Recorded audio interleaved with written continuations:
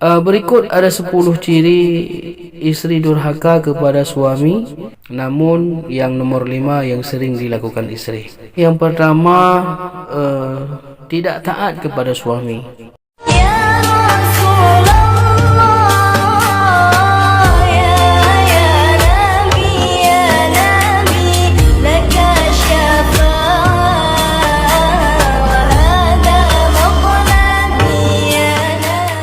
Assalamualaikum warahmatullahi wabarakatuh. Hadirin rahimakumullah yang dimuliakan oleh Allah Subhanahu wa taala. Namun kadangkala kita semua tidak mengetahui apa yang menjadi hak dan kewajiban kita, sehingga si istri durhaka kepada suami, sehingga keluarga samawa yang diharapkan hanya tinggal harapan. Berikut ada 10 ciri istri durhaka kepada suami, namun yang nomor 5 yang sering dilakukan istri. Yang pertama, tidak taat kepada suami, atau disebut dengan nusyus. Nusyus adalah sikap pembangkang, tidak patuh dan tidak taat kepada suami. Wanita yang melakukan nusyus adalah wanita yang melawan suami, melanggar perintahnya, tidak taat kepadanya, dan tidak ridha pada kedudukan yang Allah Subhanahu wa taala telah tetapkan untuknya. Yang kedua adalah tidak menyukai keluarga suami. Ini kadang-kadang sering juga terjadi. Terkadang seorang istri mengizinkan agar seluruh perhatian dan kasih sayang suami hanya tercurah pada dirinya. Tidak boleh sedikit pun waktu dan perhatian diberikan kepada selainnya, termasuk juga kepada orang tua suami. Padahal di satu sisi suami harus berbakti dan memuliakan orang tuanya, terlebih ibunya. Salah satu bentuknya adalah cemburu terhadap ibu mertua. Ia menganggap ibu mertua sebagai pesaing utama dalam mendapatkan cinta, perhatian dan kasih sayang suami. Terkadang sebagian istri berani menghina dan mencela orang tua suami. Bahkan ia tak jarang berusaha merayu suami untuk berbuat durhaka kepada orang tuanya. Nauzubillah. Yang ketiga adalah mengingkari kebaikan suami. Wanita merupakan mayoritas penduduk neraka. Demikian disampaikan Rasulullah SAW setelah solat gerhana ketika terjadi gerhana matahari. Ajaib, wanita sangat dimuliakan di mata Islam. Bahkan seorang ibu memperoleh hak untuk dihormati 3 kali lebih besar ketimbang ayah. Sosok yang dimuliakan namun malah menjadi penghuni mayoritas neraka. Bagaimana terjadi? Karena kekufuran mereka. Jawab Rasulullah SAW ketika para sahabat bertanya mengapa hal itu bisa terjadi. Apakah mereka mengingkari Allah? Bukan. Mereka tidak mengingkari Allah, tapi mereka mengingkari suami dan kebaikan-kebaikan yang telah diperbuat suaminya. Andai kata seorang suami berbuat kebaikan sepanjang masa, kemudian seorang istri melihat suatu yang tidak disenangi dari seorang suami, maka si istri akan mengatakan bahawa ia tidak melihat kebaikan sedikit pun dari suaminya. Demikian penjelasan Rasulullah SAW dalam hadis yang diriwayatkan Bukhari. Mengingkari suami dan kebaikan yang telah dilakukan suami, ini adalah penyebab banyaknya kaum wanita berada di dalam neraka. Mari kita lihat diri setiap kita. Kita saling introspeksi apa dan bagaimana yang telah kita lakukan pada suami-suami kita. Jika kita terbebas dari yang demikian, alhamdulillah, itulah yang kita harapkan. Berita gembira untukmu, wahai saudaraku. Namun jika tidak, kita sering mengingkari suami, mengingkari kebaikan-kebaikannya, maka berhati-hatilah dengan apa yang telah disinyalir oleh Rasulullah SAW. Bertobat satu-satunya pilihan untuk terhindar dari pedihnya siksa api neraka. Hadirin rahimakumullah yang dimuliakan oleh Allah Subhanahu wa taala. Yang keempatlah kurang berterima kasih. Tidak jarang seorang suami tidak mampu memenuhi keinginan sang isteri. Apa yang diberikan suami jauh dari apa yang diharapkan.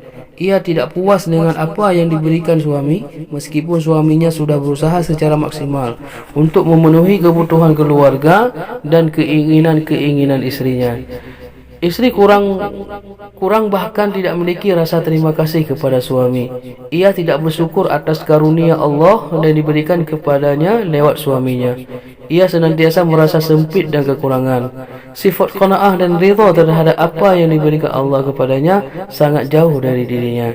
Seorang istri yang soleh tentunya mampu memahami keterbatasan kemampuan suami. Ia tidak akan membebani suami dengan sesuatu yang tidak mampu dilakukan suami.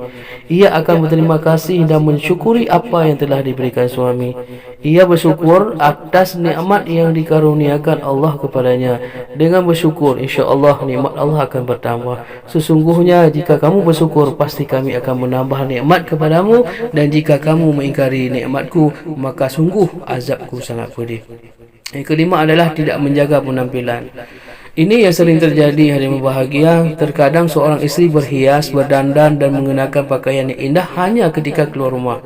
Ketika hendak berpergian, menghadiri undangan, ke kantor, mengunjungi saudara maupun teman-temannya, pergi ke tempat pembelanjaan, atau ketika ada acara lain di luar rumah. Keadaan ini sungguh terbalik ketika di depan suaminya. Ia tidak peduli dengan tubuhnya yang kotor, cukup hanya mengenakan pakaian seadanya. Terkadang kotor, lusuh dan berbau. Rambutnya kusut. Ia juga hanya mencukupkan dengan aroma dapur yang menyengat.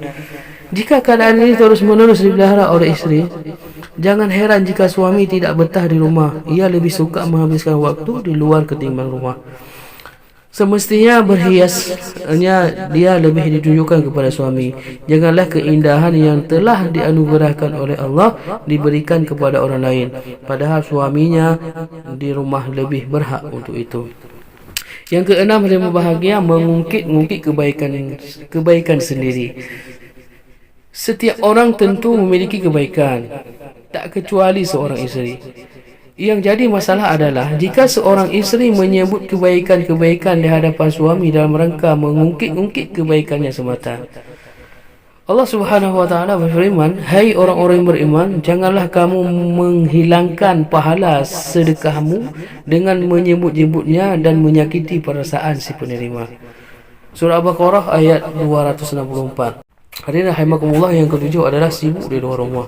Seorang isteri terkadang memiliki banyak kesibukan di luar rumah. Kesibukan ini tidak ada masalahnya, asalkan mendapat izin suami dan tidak sampai mengabaikan tugas dan tanggungjawabnya.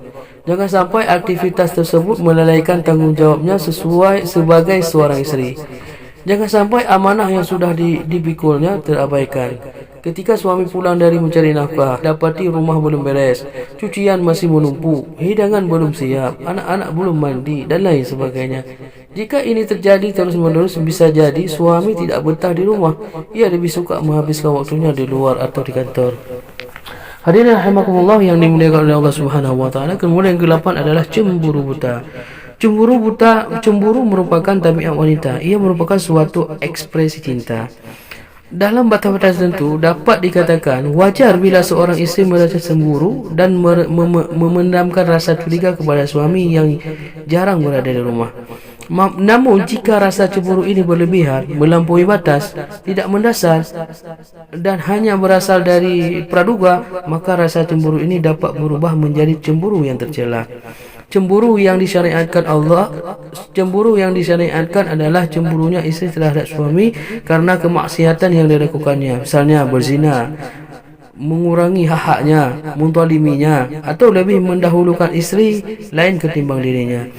Jika terdapat tanda-tanda yang membenarkan hal ini, maka ini adalah cemburu yang terpuji.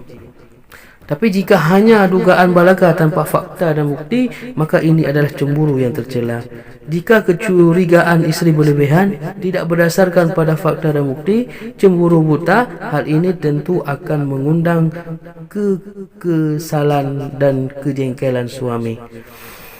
Hadirin rahimakumullah, bahkan tidak menutupi kemungkinan kejengkelannya akan dilampiaskan dengan cara melakukan apa yang disangkakan isteri pada dirinya. Yang sembilan adalah kurang menjaga perasaan suami. Kepekaan suami maupun isteri terdapat perasaan pasangan sangat diperlukan untuk menghindari terjadi konflik, kesalahpahaman dan ketersinggungan. Seorang isteri hendak senantiasa berhati-hati dalam setiap ucapan dan perbuatannya agar tidak menyakiti perasaan suami. Ia mampu menjaga lisannya dari kebiasaan mencaci, berkata keras dan mengkritik dengan cara memojokkan. Isteri selalu berusaha untuk menampakkan wajah yang ramah, menyenangkan, tidak bermuka masam dan menyejukkan ketika dipandang suami. Nah, hadirin berbahagia, yang terakhir adalah 10, menuntut keluarga yang ideal dan sempurna. Sebelum menikah, seorang wanita membayangkan pernikahan yang begitu indah, kehidupan yang sangat romantis, sebagaimana ia baca dalam novel maupun ia saksikan dalam sinetron-sinetron. Ia memiliki gambaran yang sangat ideal dari sebuah pernikahan. Kelelahan yang sangat capek, masalah keuangan dan segudang problematika di dalam sebuah keluarga luput dari gambarannya. Ia hanya membayangkan yang indah-indah dan enak-enak dalam sebuah perkahwinan. Akhirnya ketika harus menghadapi semua itu, ia tidak siap. Ia kurang bisa menerima keadaan. Hal ini terjadi berlarut-larut. Ia selalu saja menuntut suami agar keluarga yang mereka bina sesuai dengan gambaran ideal yang senantiasa ia mimpikan sejak muda. Seorang wanita yang hendak menikah, alangkah baiknya jika ia melihat lembaga perkahwinan dengan pemahaman yang utuh, tidak sepotong-sepotong romantika keluarga berserta problematika yang ada di dalamnya. Hadirin rahimakumullah, itulah pembahasan kita pada hari ini. Mudah-mudahan tausiah singkat ini atau materi singkat ini bisa manfaat bagi siapa saja, utama pada isteri dan juga pada suami. Dan mudah-mudahan kita doakan selalu menjadi keluarga sakinah mawaddah warahmah. Lebih kurang mohon diperbanyak maaf jika ada kesalahan dan kekhilafan. Usikum bi nafsi bi taqwallah. Wassalamualaikum warahmatullahi wabarakatuh.